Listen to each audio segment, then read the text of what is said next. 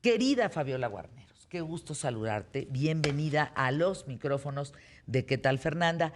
Uf, ojalá nos estén escuchando nuestros amigos de Nicaragua para que sepan que aquí tienen un espacio en ¿Qué tal, Fernanda? En donde se denuncia y se habla del espejo de la tiranía que se está viviendo en su país.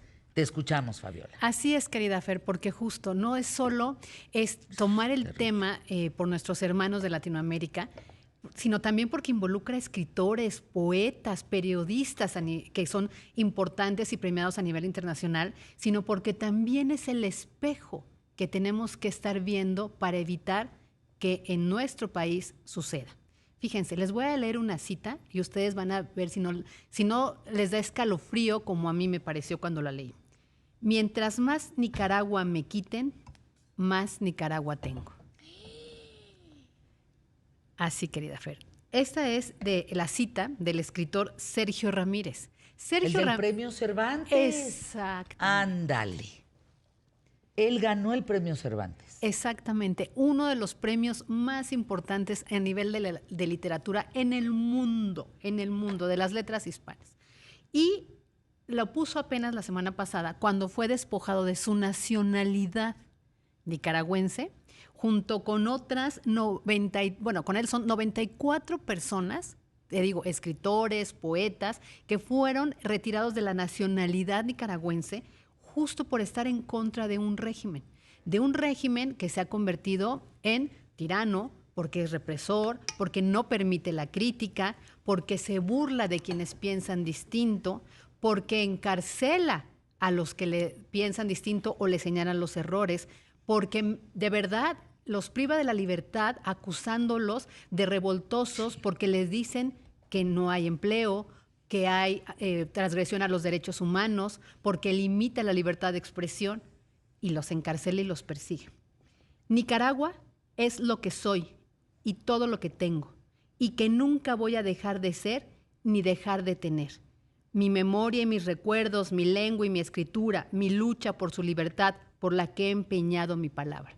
Eso lo tuiteó el escritor y él fue ex vicepresidente justo de Daniel Ortega, actual presidente de Nicaragua, pero durante el primer periodo de la presidencia de Daniel Ortega, que fue de 1985 a 1990. Después regresó este señor desde 2007 hasta la fecha. Por eso es el gran conflicto. Las últimas noticias que seguramente usted ha visto es aquella represión donde fue una redada y metió a miles a la cárcel.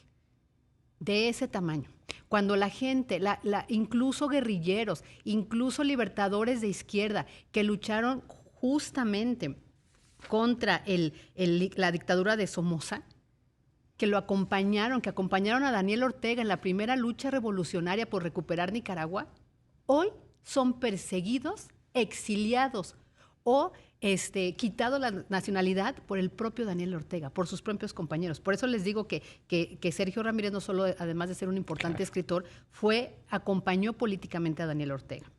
La justicia de Nicaragua declaró traidores a la patria a estos 94 opositores, también a la poeta Gioconda Belli, justamente por manifestarse y señalarle que está equivocado, que hay que respetar las instituciones, que hay que proteger a la democracia.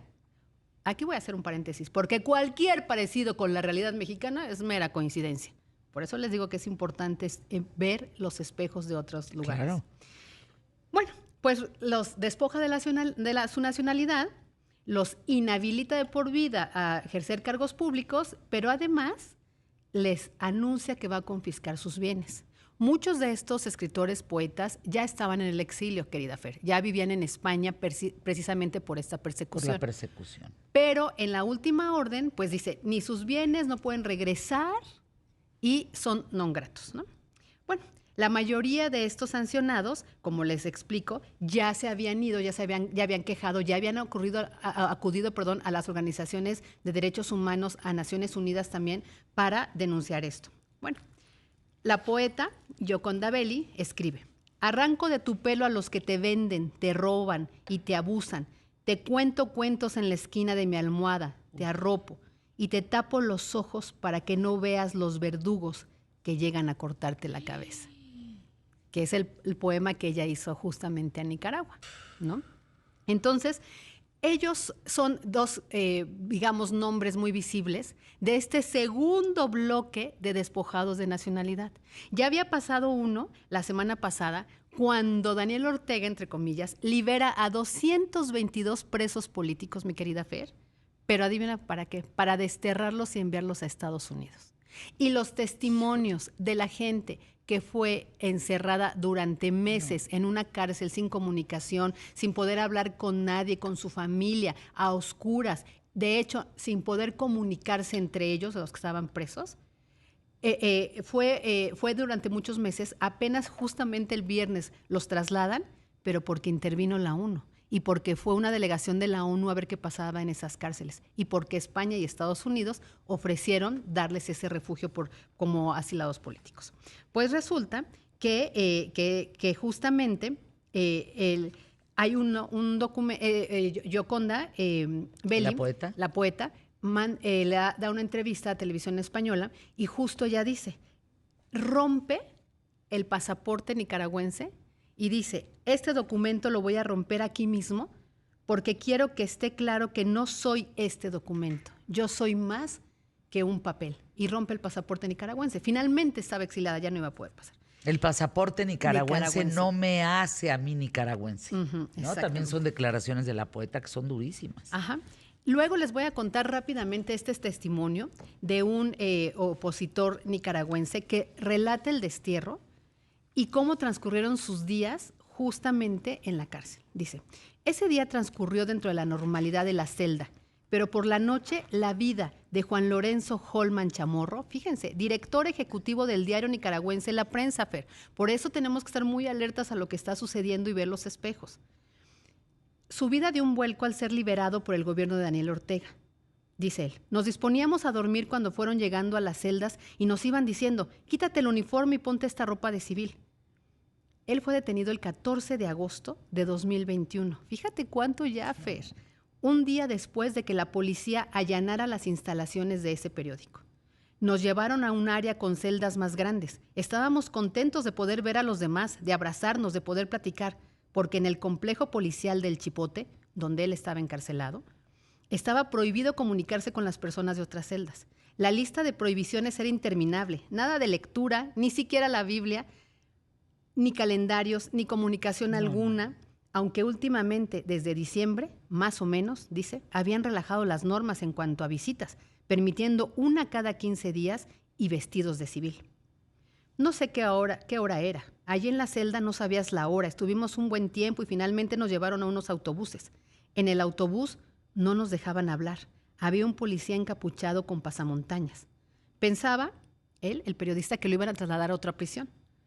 Pero los llevaron al aeropuerto. Personal estadounidense les entregó un pasaporte, viajó con otros 221 presos políticos hasta Washington, donde el gobierno de Biden les garantizó la ayuda médica, legal, además de un permiso humanitario que les permite vivir en el país al menos 2 años. Hasta el momento van 316 opositores de diversos sectores, de diversos académicos, intelectuales, luchadores revolucionarios, ¿no? Les cuento, está entre ellos la excomandante guerrillera Mónica Baltodono, Fer.